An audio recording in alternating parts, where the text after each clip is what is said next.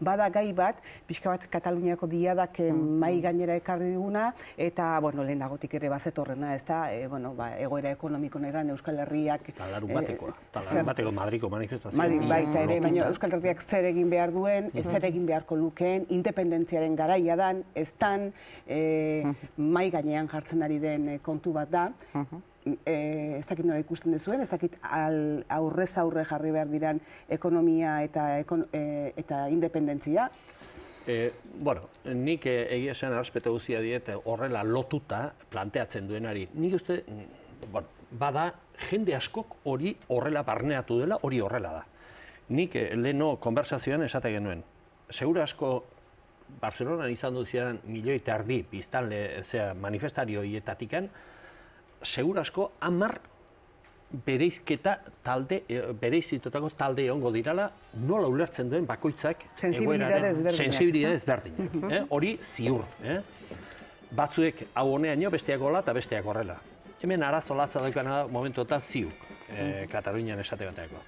Eta Euskal Herria Komunitatea Autonomoa etorrita, arazo berdina planteatzen zaio beste batzuei die. Gauza berdina. Zertikan, eske ezinezkoa baita nahi izan ez izan frontera baten barrenean eta gobernu eredu eta administrazio eredu baten barruan gaude eta haientzako horrelako interpretazio emate bali bada hemen ere askoz ezberdina ez da izango. Baina ez dugu ikusten hori alderdi politikoak hori maigaineatzen nahi diranik. Bueno, bakarren bate bai, eta garbi. Baina besteak, zer esaten dute? Ezer ez? ¿Qué hora es? Manzanas traigo.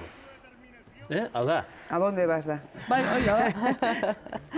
baina eske horixe da. Ez da garbitzen ari, nahiz enplazamentua badaude, baina masek egingo duen bezala, ikusiko dugu osteguneko bilaren ondorenean zeateatzen den, eta berak nola asumitzen duen 1,5 milioi Osteguneko bilera, esan duzu, Rajoikin duen bileran, aber nola ateatzen den hangoa ateeran, 1,5 milioi personaien reivindikazioen nun gelditzen dira, nitzengo dugu. Batez esango dugu, Rajoi bihar Euskal Herrira etorriko dela, Bilbora besteak.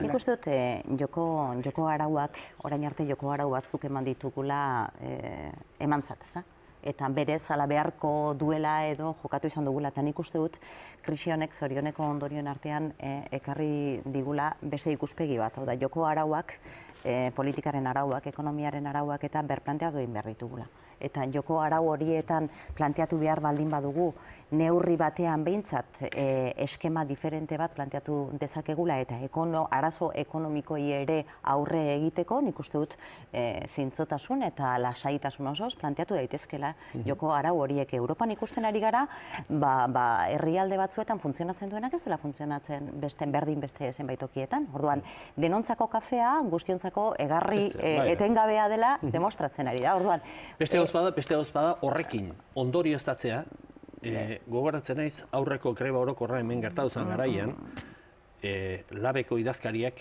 egin zuen diskurso hura, gogoratzen nuen nik hemen mailean. Esaten, nik ez diot hori sinesgarritasunik ematen. Hau da, pentsatzea independentzia lortzearekin gure egoera aldatuko dela, hori ametsa hutsa da. Zenegatikan, arrazoi bategatikan. Gure inguruko ekonomiaren dependienteak eralako. Akaso gaude beste leku batzu baino hobeto? Akaso ez, gaude beste leku batzu baino hobeto? Baina horrek ez du esan nahi ondo gaudenik.